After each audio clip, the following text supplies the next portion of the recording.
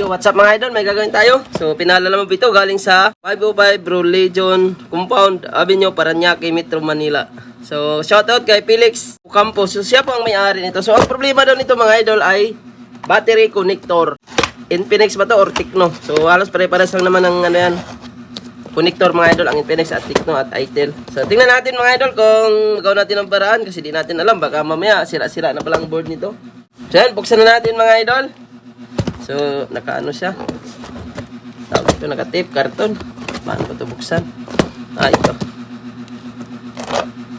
So, sa mga gustong magpaayos, pwede kayo magpa-LBC, CNT, Lalamove, or pwede rin kayo mag-hook-in kapag malalapit lang. Okay, muna kayo mga idol para in case wala tayong parts, so alam nyo kaagad. So, ano ba ito? Laki ng lagayan. Yan. Ay, kaya pala. Maliit lang pala ang loob. Baka di ni-IY ito mga idol. Nabubungi kasi ang ano nito. Uy, parang hiwalay na ah. Bakit may frame? Ay, patay-tay. Baka DIY nga ito. Ano to? Palit LCD siguro to. Bakit may LCD na? Basta ang sabi sa atin, Infinix. So ayan, tanggalin natin yung takip. Smart 8 to mga idol. Infinix Smart 8. So ang problema doon ito mga idol ay battery connector. Pero bakit may LCD? Pinalit ko ng LCD dito kasi minsan mga idol kapag mali-mali ka ng salpak niya, nadudurog yan or pagkabagsak-bagsak, madali madurog ang pinaka battery connector. Kaya yan, palitan natin. So meron tayo dito galing sa Itel mga idol oh. So iisa lang po sila ng connector. Ayan, tingnan natin kung ano nangyari kasi ang sabi battery connector daw ang tama nito. Pwedeng nag-DIY ito, palit LCD mga idol at nadurog siya, kagatanggal-tanggal. Sensitive kasi ang mga ano nito mga idol. Kapag nagkamali ka dito, nagtamingi ang paglagay mo, tapos mapingas, naku, hindi na yan magpa-power. Sana bago natin umpisa ng video, subscribe nyo ang ating channel para lagi kayong updated sa ating mga video. At pakishare na rin para lagi kayong updated mga idol. Click the notification bell button. So ito mga idol, hanggang ilalim ito. Daming screw. So napansin natin na yung battery niya ay bago na rin. Naku, baka pagsalpak-salpak nga ito, duda ako mga idol kasi yun magandang quality pa naman ng battery. Matigas kasi ang connector ng mga Fly CDI mga idol, yung flex niya matigas. Matigas siya kaya minsan madudurog yung connector kagat din. Matigas ang flex niya, yung pinagasalpakan niya. Virgin pa. Bakit natangkad? Naku. Palit LCD with frame pero yung walang dikit. Baka hindi pa dinikitan to kasi wala sigurong power. Tanggalin natin yung SIM tray at iangat natin to.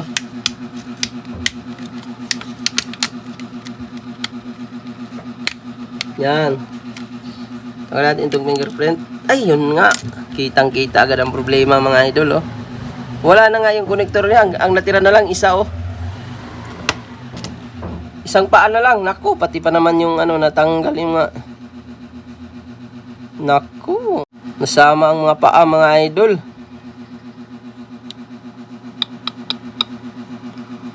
Yun o, yung mga pinaghihinangan, nasama pa. Subukan natin kasi may mga maliliit pa naman siyang mga paa o. So ito yung mahirap, baklas-baklas talaga. Or baka na sungkit ito pagtanggal ng battery connection. So ito replacement na ito mga idol, Fly CDI. Magandang quality naman ang ganyan. Kaso lang pati yung mga paa ay nadala, natanggal na. Hindi pa naman power to pag isang connection lang ang hindi mo malagay dyan. Ayan oh. So yan, may mga paa pa to oh. Yan. So ay may mga maliliit pa naman. So ayan, maaaring kakagat pa yung nito. So ito mga idol, isang connection lang ito. So, ayan. Nangin nga natin. Duda ko dito, DIY ito mga idol. Ayun, ang natira dito, isa na lang, oh, yung pin. So, nabunot na. So, kagaya dito, ayan, meron tayo. Oh. So, meron pa siya. Ayun, oh. Kumpleto pa. So, ito naman, makikita natin. Ah, wala na, oh. Isang pin na lang, yung sa taas. So, muntik na maubos ang mga paa. So, ayan, meron pa naman siya, oh. Ayan.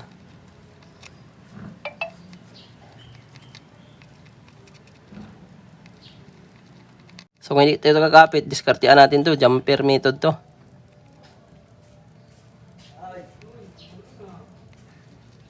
Ayan. So, ito putol, oh. So, may maliit pa. Hinangan natin. So, yung itong mga gilid mga idol, importante ito mga idol, yung mga maliliit na paa. Yan. Kaya pa siya ihabol yung ano. Yan. So, tanggalin natin itong mga camera kasi palitan natin to. So, di natin alam nito mga idol. Baka duda ko 100% DIY. Kaya iwasan nyo na mag-DIY para sureball. Di na madisgrasya kasi gagastos talaga kayo. Kasi kung magpa-install ka ng mga LCD, 250 lang po yan. 300 na. Naglalaro lang yan dyan. Ngayon, gagastos kayo ng malaki kasi papalitan na yan ang terminal. Hindi bababa sa 500 ang terminal na bago ipapalit dito. O kahit hindi bago, basta galing sa unit, mas maganda siya. Mas matibay. Mas matibay ang original na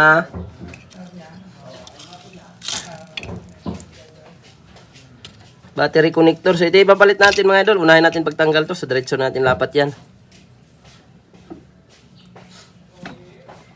Apply tayo ng flux. So lahat mga component pag nagpalit ka, kailangan may flux. Kasi para hindi malusaw yung tatanggalin mo or hindi magdikit-dikit ba or hindi magsitalsikan yung mga katabing pyesa or hindi madamay. So lalambot naman yan. Antayin nyo lang. Kahit ganyan na natin pagtanggal sa diretso na yan sa matanggal. Ito patay ito ng board mga idol. Pinisahan ko na lang to. Pero yung connector ito pwede pa to. Yan, LCD connector, battery connector. Ito naman, pag naglagay ka ng plugs dito, ikot-ikotin nyo lang. Huwag nyo i-steady kasi masusunog yan. Maganda kasi ang mga galing sa unit talaga na mga, ayan, kagaya ito, tanggal agad siya. Oh. Madali mo siya may install mga idol. Yan, tanggal na natin kagad. Oh. Dikit siguran, oh, pwedeng nabagsak to ng malakas. Wala kasing dikit ang battery na nilagay. Kaya maapektuhan yung terminal niya.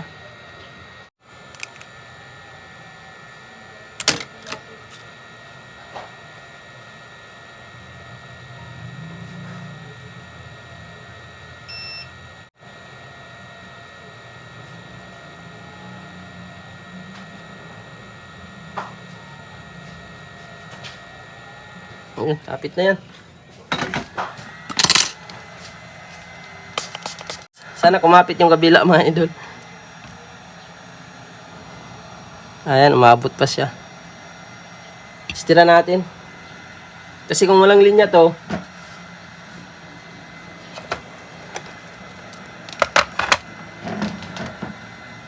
hindi siya nagkukonekta or kulang sa supply. Yan, ito linya to mga idol. Ah, wala nga. Ah, ito meron yung isa. Ito meron. Ito meron. Ito meron. Yan, meron. Itong isa lang ang wala mga idol. Hindi siya umabot.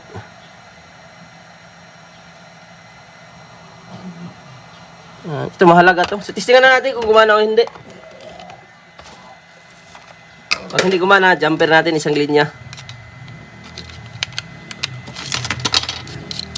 Kapit na yan mga idol pag ganyan kasi may tingga na tayong nilagay kanina.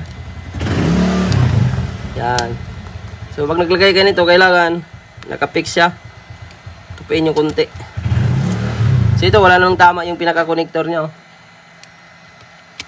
So So, kailangan natin dikitan yan pagkatapos ma-okay natin. Tingnan natin kung papasok. Yung battery, masikip nga yung battery, oh. Yan, pumasok. Tingnan natin kung mag-power.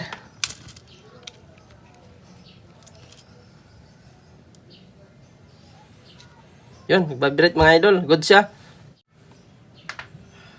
Ground lang yung isa. Ayun lang, error siya. So, error siya dahil putol yung isa mga idol. So, kailangan natin siya linyahan. Ayun, oh. Error plug.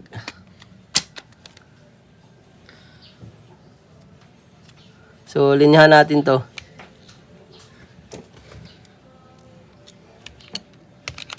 So, nakita natin na wala siyang linya. Hindi pumapalo. Hinangan natin mga idol kasi medyo ano naman siya. Hindi lang siya lumapat yung mga kabila kasi putol nga siya. Maliit lang ang natira eh. Para di na natin ma-jumper. Makaya ba siya mahinang? Nanonood. Pembente na eh. Pembente.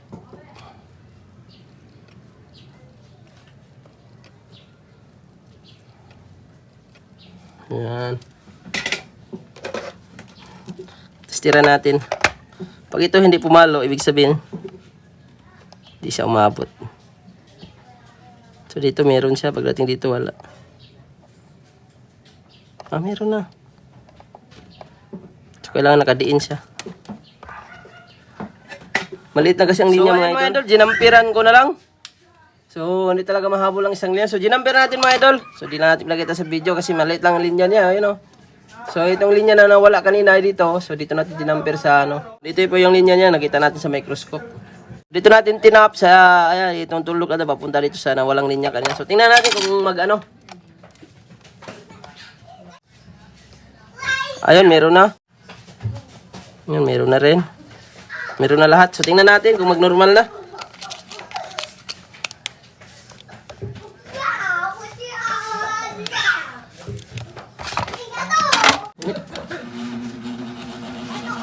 Tingnan natin kung mag-i-error pa ba.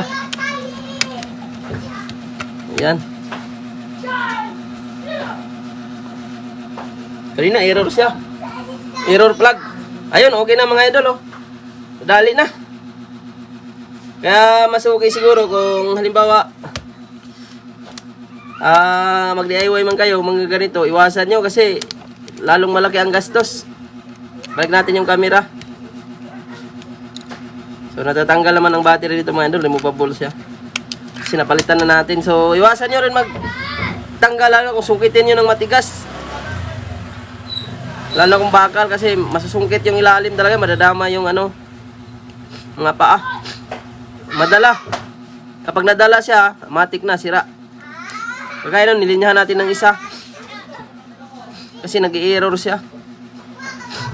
Balik natin itong mga camera lahat. Yan. So ayan, kita naman natin mga idol, oh. So kapag putol ang linya, so makikita nyo naman to, papunta doon yung linya na isa, oh. Wire siya. So natatanggal din ang battery. So dito, para magtagal din talaga ang cellphone niya, lagyan natin ng ano to. Para dinikit itong LCD. Basta ang pinagawa sa atin dito, yung ano lang, connector lang. Battery lang ang idikit natin mga idol.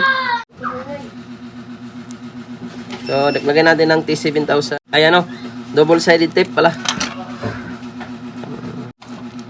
Dikit. So, importante ito mga idol, lalo na sa mga bagong battery na ipapalit nyo at lalo na kung maluwag siya. So, nagagalaw-galaw yan. Ngayon, pag nahulog-hulog yan, nauga-uga ito. So, pati yung connector niya sa board, madadamay siya. So, natanggal pa yata yung ano, nilipat pala yung ano nito. Lahat ng laman. So, balik na natin to. Kaya iwasan nyo mag-DIY mga idol. Mga sabagay, kung magpalit mga ng LCD lang ang problema. Pagawa nyo na lang, ipa-install lang kung mayroon mga kayong parts. Ay, pati pala yung ano nito, nadamay na, oh. Pati pala yung antena mga idol, oh. So, naiwan pala yung ano, oh. Naiwan yung paa. Diskartean pa natin to. So yung battery niya hindi na ito nagagalaw. So ang nagagalaw dito yung natatanggal yung ito. Speaker niya.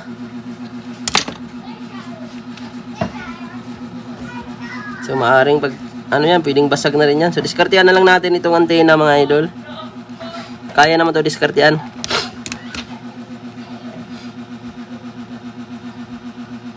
Tanggalin muna natin yung battery. So natatanggal siya mga idol, hindi na nabubunot. So natanggal pati yung paa ng antena mga idol. Jumperan na lang natin to. Yan. So may signal pa rin naman to pag naayos to.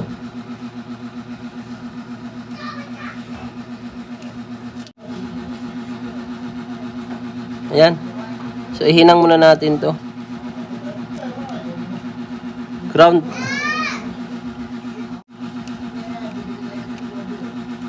Yan. Isang linya lang to mga idol. So ito yung positive nyo.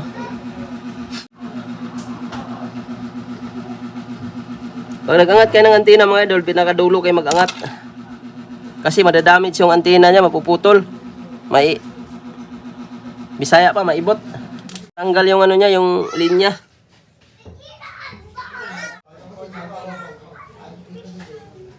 Yan.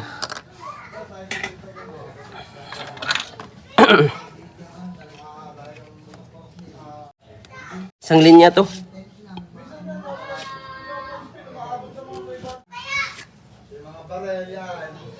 So hinang natin dito sa pyesa na to mga idol. Oh. Yan. So yan yung linya niya.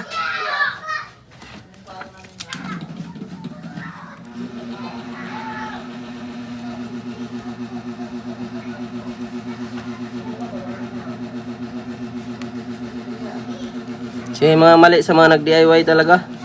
So pag nagbunot kayo ng antena mga idol, ay balik natin tong ano. So dito oh. Yan, pinakadulo. Bago niya iangat. Kailangan matulis ang gagamitin. Pwede rin kuko. So ito mga idol, kasi connector naman ang pinagawa ni sir. So kausapin ko muna siya. Kung ipadikit ba to. Kasi ang sabi niya, yun lang naman daw sira ay papagawa niya, connector. So balik natin yung screw at tingnan natin mamaya mga idol kung nag-normal na ba talaga siya. Dadagdagan na ba? So tingnan natin. Charge muna ulit natin. Tingnan natin kung magkarga. Ayan, lumabas na yung charging indicator. Tingnan natin kung nag-error pa. Ayan, 55% mga idol. Normal na nga talaga siya. Pag nagtanggal-tanggal kayo ng battery, masilan siya. Lalo na kung hindi mo kabisado iangat ang battery. So, pwede talaga mangyari ulit. So, kagandahan nito mga idol. Dikit na lang ang kulang dito. So, pwede naman huli na idikit yan. O baka siguro pinadala niyang LCD kasi iba. Tatanggal na lang yung ano. Air speaker niya. Yung butas ba yun sa ano. Yan. So balik na natin lahat ng score. Tingnan natin. Ay 56 na. Normal na mga idol oh. From 55% to 66% na. So dikitan natin to. Ang gamit natin ay double-sided tape. Sa ganitong model to ang double-sided tape mga idol. Igadahan ito kung i-DIY ito. Hindi na mahirapan magtanggal ng likod. Kasi kung T7,000 ilagay natin, sobrang dikit yan. Minsan mababakbak pa to. May iwan yung pintura.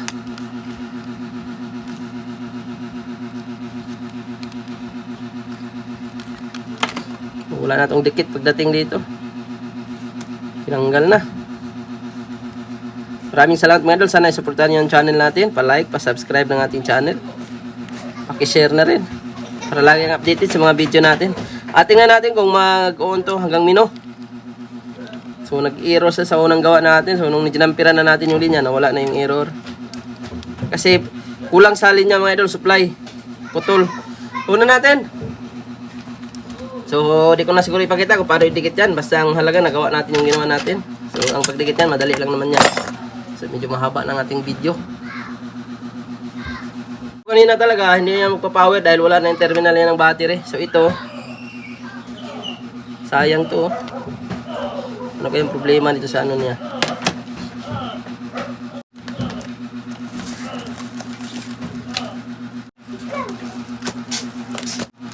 Yan, tingnan natin. Ayun mga idol, okay na. So, normal din yung touch niya. So, solve na mga idol. So, hindi ko na lang ipakita kung paano ko ito idikit kasi ililipat ko pa itong ano niya, yung earpiece niya dito. Medyo mahaba pa ang ating video. So, ganito lang tayo mga idol. Sana nakakuha kayo ng idea. At fitted naman yung likod niya, oh. Walang problema. So, maraming salamat sa inyong panonood. Huwag kalimutan mag-like, mag-share, mag-follow, at mag-subscribe. Maraming salamat sa panonood.